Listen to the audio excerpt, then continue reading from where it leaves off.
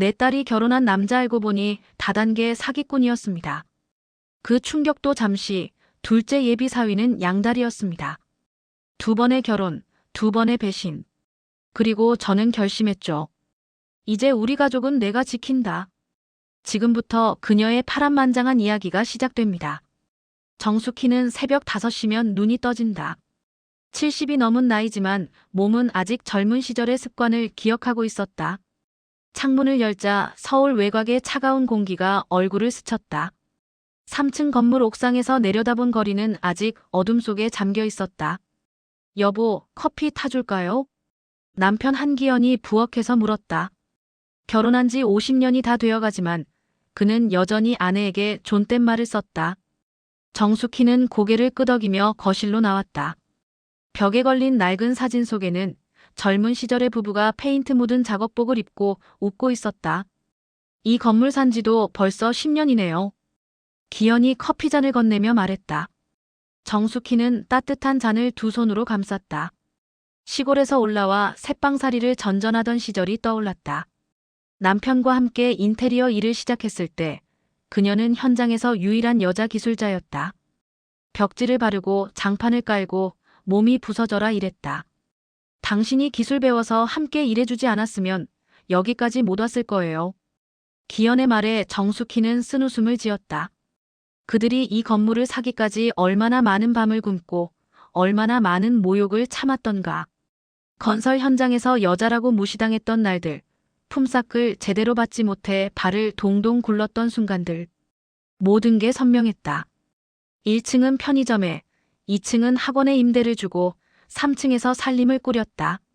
월세가 들어올 때마다 정숙희는 통장을 확인하며 안도의 한숨을 쉬었다. 이 건물은 단순한 부동산이 아니었다. 평생을 갈아 넣어 일군 그녀의 자존심이었고 딸들에게 물려줄 유일한 유산이었다. 수미 엄마 아침 드세요. 기현이 된장찌개를 상에 올렸다. 정숙희는 수저를 들었지만 입맛이 없었다. 요즘 큰딸 수미가 자꾸 걱정됐다. 38인데도 결혼은커녕 연애조차 없다고 했다. 회사에서 일만 하다가 집에 오면 혼자 드라마나 보는 게 전부였다. 딸들이 시집은 언제 갈까요? 정숙희가 중얼거렸다. 기현은 대답 대신 밥을 한 숟가락 떠서 입에 넣었다. 그는 딸들에게 결혼을 강요하지 말라고 늘 아내를 타일렀다. 하지만 정숙희는 불안했다. 자신들이 죽고 나면 딸들이 혼자 살아가야 한다는 게 두려웠다. 작은 딸 은지는 대학원을 다니며 논문에 매달리고 있었다. 착실하고 이성적인 아이였다. 수미보다는 은지가 먼저 좋은 사람을 만날 것 같았다. 하지만 은지는 연애보다 학업에 더 관심이 많았다. 식사를 마치고 정숙희는 건물을 돌아보기 시작했다. 1층 편의점 앞 간판이 빛바랜 것이 눈에 띄었다. 2층 학원에서는 벌써 학생들이 들어가는 소리가 들렸다. 계단을 오르내리며 건물 구석구석을 살폈다. 복도에 형광등 하나가 깜빡거렸다. 나중에 기현에게 말해서 갈아달라고 해야겠다고 생각했다. 오후가 되자 현관문이 열렸다. 수미가 장을 봐서 왔다. 엄마, 저녁 뭐 드실래요? 제가 해드릴게요. 딸의 얼굴에는 피곤함이 묻어 있었다. 정숙희는 딸의 손을 잡았다. 거칠고 투박한 자신의 손과 달리 딸의 손은 부드러웠다. 적어도 딸들만큼은 자신처럼 고생하지 않게 해주고 싶었다. 수미야, 엄마가 이 건물 지킬게. 너희한테 물려줄 거야. 정숙희는 딸을 끌어안았다. 창밖으로 해가 지고 있었다. 건물의 불빛들이 하나둘 켜지기 시작했다. 정숙희는 딸의 등을 토닥이며 생각했다. 이 건물만 있으면 딸들이 굶지는 않을 거라고. 그것만으로도 충분하다고. 정숙희는 통장을 들여다보며 한숨을 쉬었다. 월세가 들어온 지 사흘째였다. 1층 편의점 주인이 월세를 입금하면서 남긴 메시지가 화면에 떠 있었다. 사장님, 이번 달도 잘 부탁드립니다. 정숙희는 미소를 지으며 통장을 접었다. 건물을 산 지 10년 월세가 한 번도 밀린 적이 없었다. 여보, 지훈이 형님한테서 전화 왔어요. 기현이 휴대폰을 들고 거실로 들어왔다. 박지훈. 남편의 사촌형이었다. 시골에서 작은 철물점을 운영하다가 몇 년 전 서울로 올라와 사업을 시작했다는 소식을 들었다. 정숙희는 별로 반갑지 않았다. 친척들은 잘 될 때는 없다가 돈이 필요할 때만 나타나곤 했다. 뭐래요? 만나자고 하네요. 급한 일이 있다고. 기현의 얼굴에 걱정이 스쳤다. 정숙희는 고개를 저었다. 안 만나요. 좋은 일로 찾아오는 거 아닐 거예요. 하지만 기현은 혈육을 외면할 수 없다며 약속을 잡았다. 정숙희는 더 이상 말리지 않았다. 남편의 성격을 잘 알고 있었다. 한번 마음먹으면 끝까지 밀고 나가는 사람이었다. 이틀 후 박지훈이 집에 찾아왔다.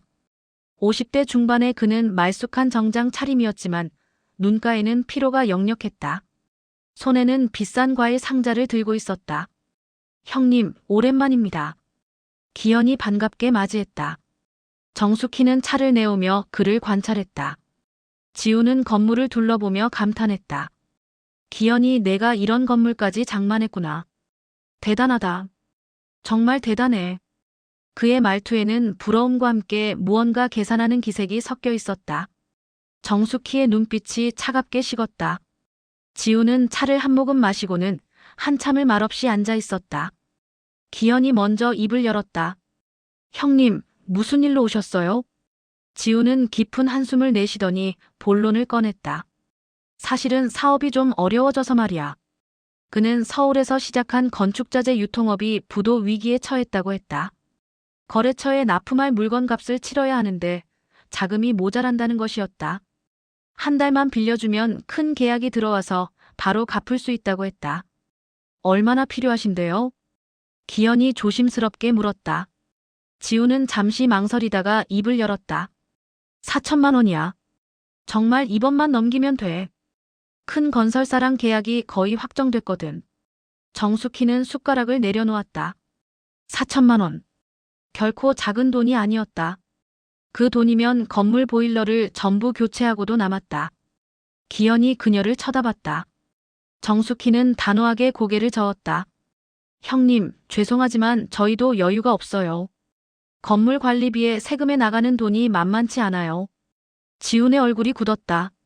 그는 자리에서 일어나려다가 다시 앉으며 애원했다. 동생아, 나 정말 급해. 이번에 못 넘기면 완전히 망하는 거야. 우리 혈육 아니냐? 어릴 적 내가 내 학비도 보태줬잖아. 기현이 흔들리는 게 보였다. 정숙희는 남편의 손을 꽉 잡았다. 하지만 기현은 결국 차용증을 쓰게 하고 돈을 빌려주기로 했다. 차용증은 꼭 써야 합니다.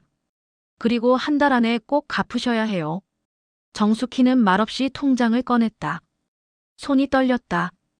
평생 모은 노후 자금의 절반을 내주는 기분이었다. 지우는 고개를 숙이며 거듭 감사하다고 했다. 차용증에 서명하고 도장을 찍는 그의 손도 떨리고 있었다. 고맙다 동생아. 한 달 안에 꼭 갚을게. 절대 잊지 않을게. 지훈이 돌아간 후 정숙희는 창밖을 바라보며 서 있었다. 가슴 한구석이 무겁게 내려앉았다. 기현이 다가와 어깨를 감싸 안았다. 걱정 마요. 형님이 차용증까지 쓰셨잖아요. 하지만 정숙희의 불안은 현실이 됐다. 한 달이 지났지만 지훈에게서 연락이 없었다. 기현이 전화를 걸었지만 받지 않았다. 문자를 보내도 답이 없었다. 2달째, 3달째가 지나도 마찬가지였다. 정숙희는 직접 지훈이 사업하던 곳을 찾아갔다. 허름한 상가 건물 2층이었다. 사무실 문은 잠겨 있었고 유리창 너머로 텅 빈 내부가 보였다. 건물 관리인을 찾아가 물었다. 박지훈 씨 어디 갔는지 아세요? 아, 그 사람. 한 달 전에 월세 2달치 밀리고 야반도주했어요. 전화도 안 받고. 정숙희는 다리에 힘이 풀렸다. 벽에 기대서서 한참을 서 있었다. 집으로 돌아오는 길 눈물이 났다. 4천만 원. 그들이 10년 넘게 악착같이 모은 돈이었다. 집에 도착하자 기현이 현관에서 기다리고 있었다. 정숙희는 남편을 보자 참았던 울음이 터졌다. 완전히 당한 거예요. 완전히. 기현은 아무 말도 하지 못하고 주저앉은 아내를 끌어안았다. 정숙희는 차용증을 구겨쥐며 이를 악물었다. 이 종이 한 장이 무슨 소용인가. 사람이 사라졌는데. 혈육이고 뭐고 없어요. 다시는 아무도 안 믿어요. 그날 밤 정숙희는 잠을 이루지 못했다. 천장을 바라보며 생각했다. 사람을 믿었던 자신이 바보였다고. 앞으로는 절대 누구에게도 돈을 빌려주지 않겠다고. 박지훈 사건 이후 정숙희는 사람을 믿지 않게 됐다. 특히 돈 이야기를 꺼내는 사람들은 멀리했다. 기현은 그런 아내를 안쓰러워하면서도 자신의 잘못을 되뇌었다. 부부는 더 악착같이 건물을 관리하며 잃어버린 돈을 메우려 애썼다. 월세가 들어올 때마다 정숙희는 통장을 2번씩 확인했다. 한 푼도 새나가지 않게 해야 했다. 2년이 흘렀다. 큰딸 수미가 38이 됐다. 회사 일에 치여 사는 딸을 볼 때마다 정숙희는 마음이 아팠다. 그런데 어느 봄날 수미가 환한 얼굴로 집에 찾아왔다. 엄마, 아빠, 제 남자친구예요. 최지호라고 해요. 수미의 얼굴이 환하게 빛났다. 정숙희는 딸의 표정을 보며 가슴이 뭉클했다. 딸이 저렇게 웃는 모습을 본 지 얼마나 오래됐던가. 최지호는 30대 후반으로 보이는 단정한 남자였다. 정장 차림에 반듯한 인상이었다. 키도 크고 어깨도 넓었다. 안녕하세요. 최지호입니다. 수미 씨 부모님을 뵙게 되어 영광입니다. 그는 공손하게 인사하며 선물 꾸러미를 내밀었다.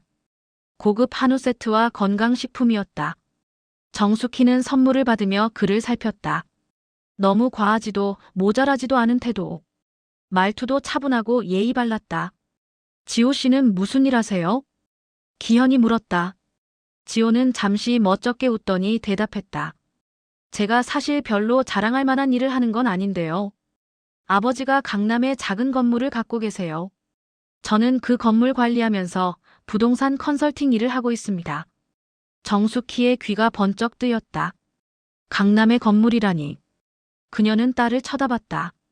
수미는 수줍게 미소 지으며 지호의 팔을 살짝 잡았다. 기현도 만족스러운 표정이었다.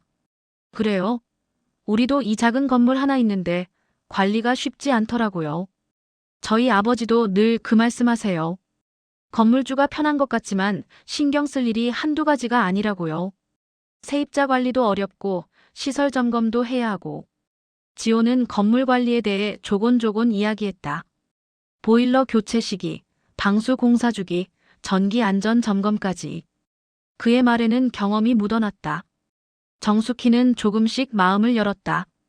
이 남자라면 딸을 잘 책임질 수 있을 것 같았다. 아버님은 언제 건물을 사셨어요? 정숙희가 물었다. 지호는 잠시 생각하는 듯 하더니 대답했다. 한 20년 전쯤 됐을 거예요. 제가 어릴 때니까 정확히는 모르겠지만 아버지가 평생 모은 돈으로 사셨다고 들었어요. 그럼 지호 씨는 외아들이세요?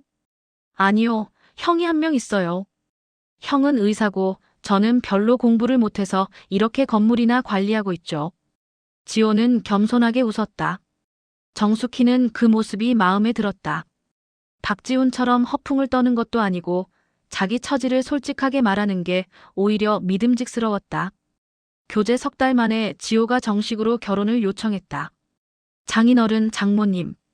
수미 씨 나이도 있고 해서 빨리 결혼하고 싶습니다. 제가 잘 책임지겠습니다. 정숙희는 망설였다. 너무 빠른 게 아닌가 싶었다. 하지만 딸의 간절한 눈빛을 외면할 수 없었다. 수미는 이미 마음을 정한 것 같았다.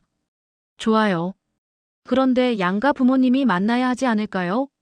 그게 죄송하지만 저희 아버지가 지병으로 거동이 불편하세요. 대신 형님이 상견례에 나가겠다고 했습니다. 상견례 날 지호의 형이 왔다. 의사답게 점잖고 차분한 인상이었다.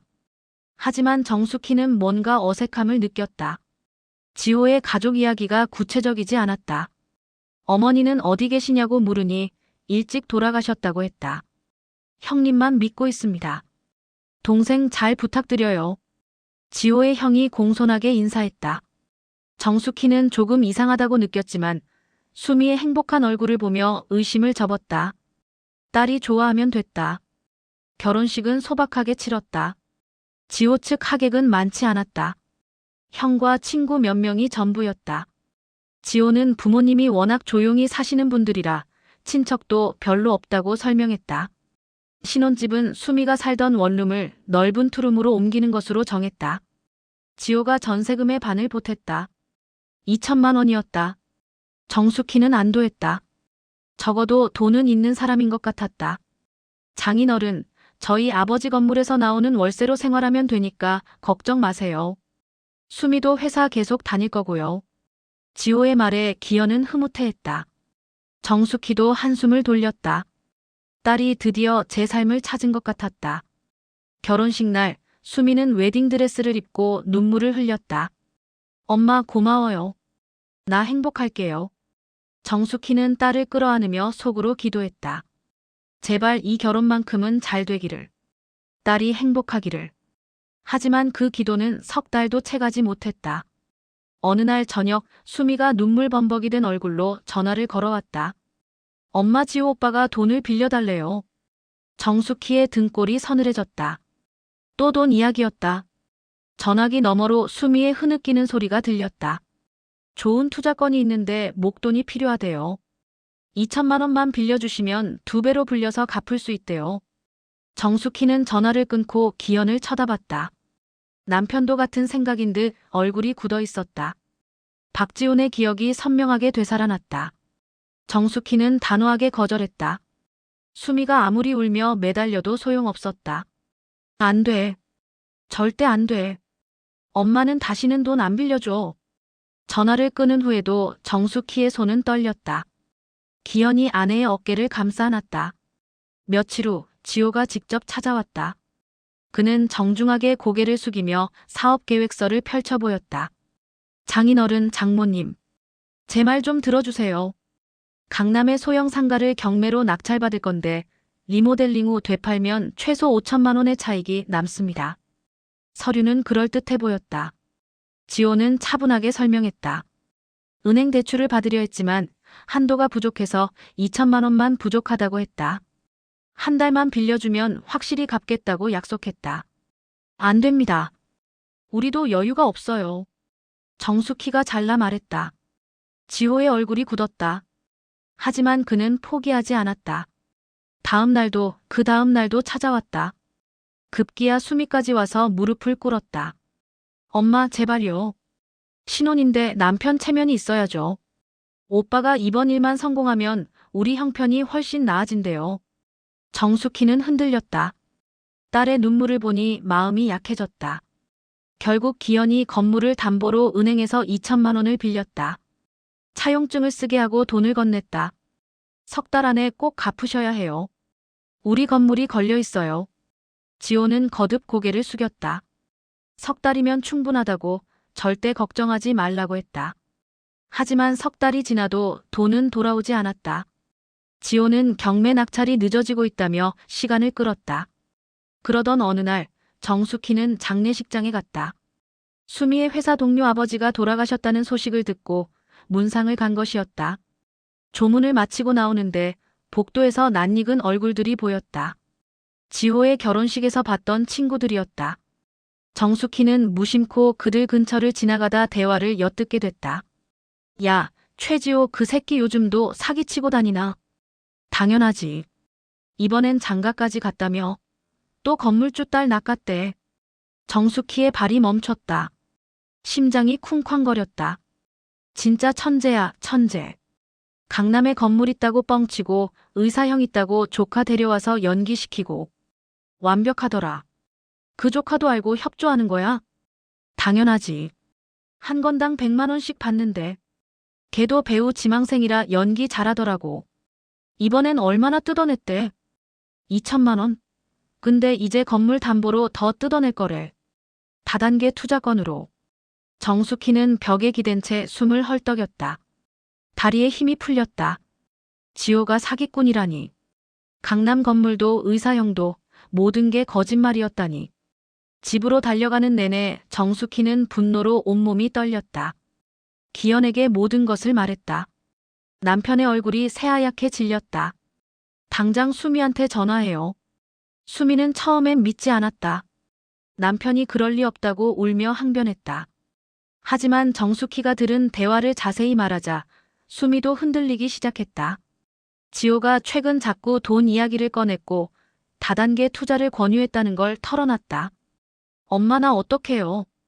당장 집에 와. 지금 당장. 정숙희는 수미를 데려왔다. 그리고 다음 날 지호를 집으로 불렀다. 지호는 평소처럼 웃으며 왔지만 정숙희의 차가운 눈빛을 보고 표정이 굳었다. 장례식장에서 당신 친구들 얘기 다 들었어요. 강남 건물도 없고 의사형도 없다며. 조카 데려와서 연기시킨 거라며. 지호의 얼굴이 하얗게 변했다.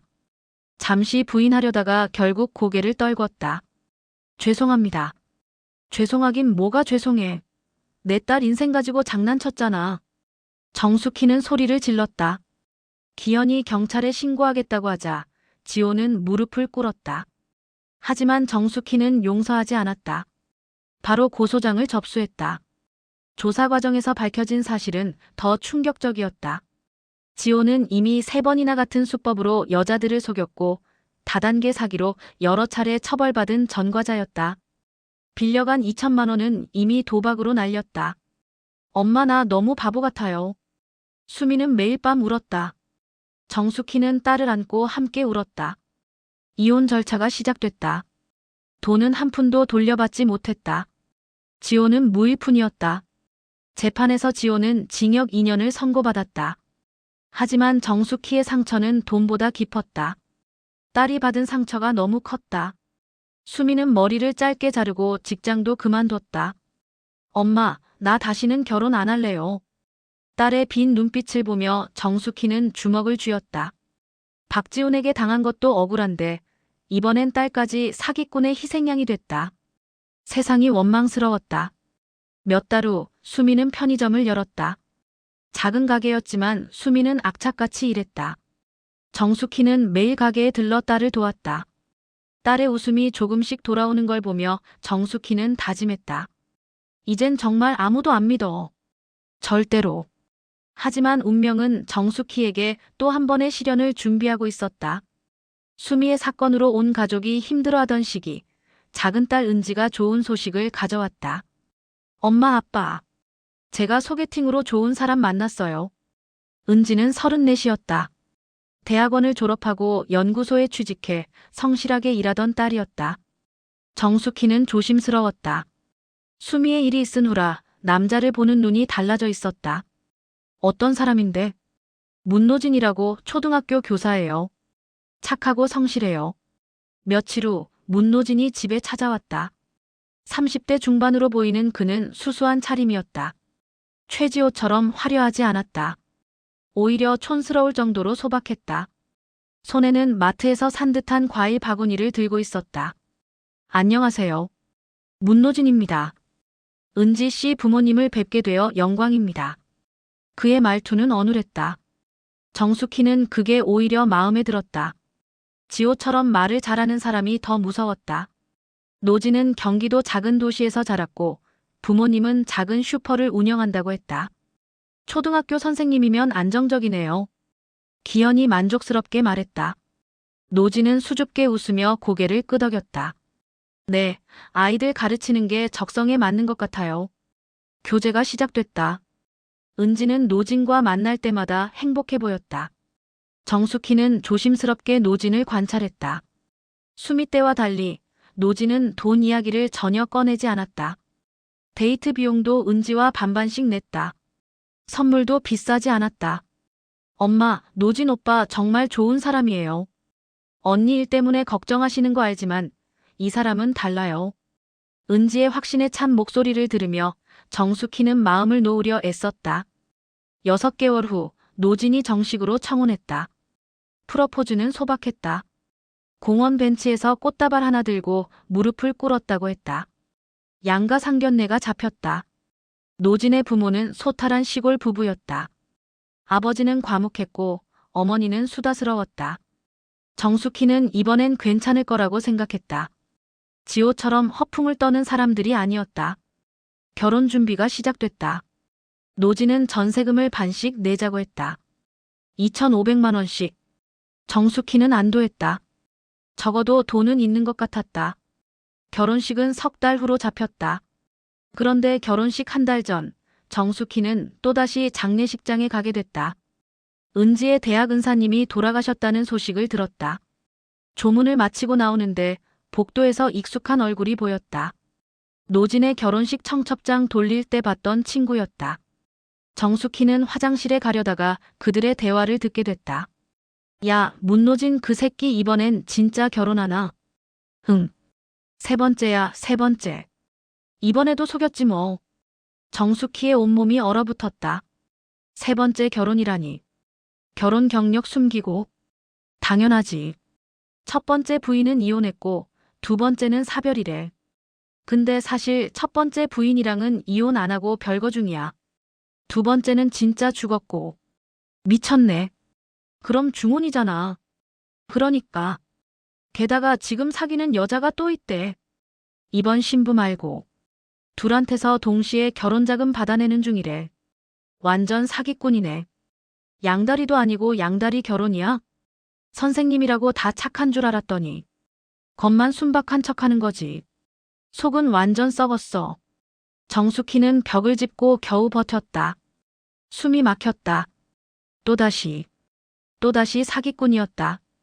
이번엔 은지가 당할 차례였다. 집으로 돌아오는 길, 정숙희는 울지 않았다. 분노만이 치밀어 올랐다. 기현에게 모든 것을 말했다. 이번엔 즉시 사실 확인에 나섰다. 은지를 불러 조용히 물었다. 노진 오빠가 결혼한 적 있다는 얘기 들어본 적 있어? 네. 무슨 소리예요? 오빠 처음이라고 했어요. 정숙희는 기현과 함께 사설 탐정을 고용했다. 일주일 후 조사 결과가 나왔다. 노진은 첫 번째 부인과 법적으로 이혼하지 않은 상태였다. 별거 중이긴 했지만 혼인신고는 그대로였다. 두 번째 부인은 2년 전 교통사고로 사망했다. 그리고 현재 다른 여자와도 동시에 교제 중이었다. 그 여자에게도 결혼을 약속하고 예물을 받았다. 은지야, 엄마가 할 말이 있어. 정숙희는 딸을 앉혀놓고 조사 결과를 보여줬다. 은지의 얼굴이 하얗게 변했다. 서류를 보는 딸의 손이 떨렸다. 거짓말이에요. 오빠가 그럴 리 없어요.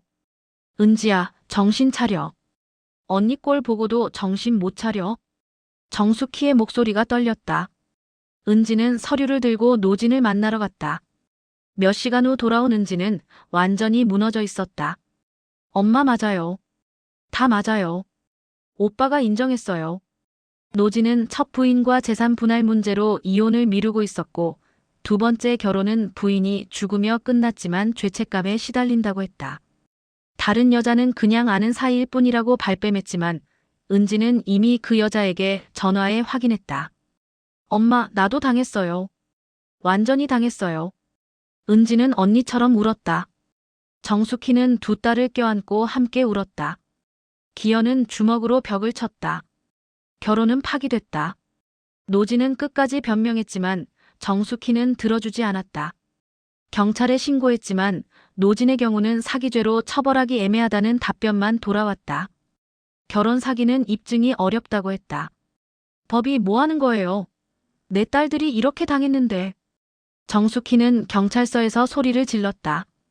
하지만 아무 소용이 없었다. 집으로 돌아온 날 정숙희는 두 딸을 앉혀놓고 말했다. 이젠 우리끼리 살자. 남자 같은 거 없어도 돼. 엄마가 있잖아. 수미와 은지가 고개를 끄덕였다. 수미의 손녀가 할머니 품에 안겼다. 정숙희는 아이를 꼭 안으며 생각했다. 세상에는 사기꾼이 너무 많다. 혈육도 사랑도 모두 거짓일 수 있다. 하지만 지금 이 품에 안긴 아이들만은 진짜다. 이들만 지키면 된다. 엄마, 우리 진짜 잘 살 수 있을까요? 은지가 물었다.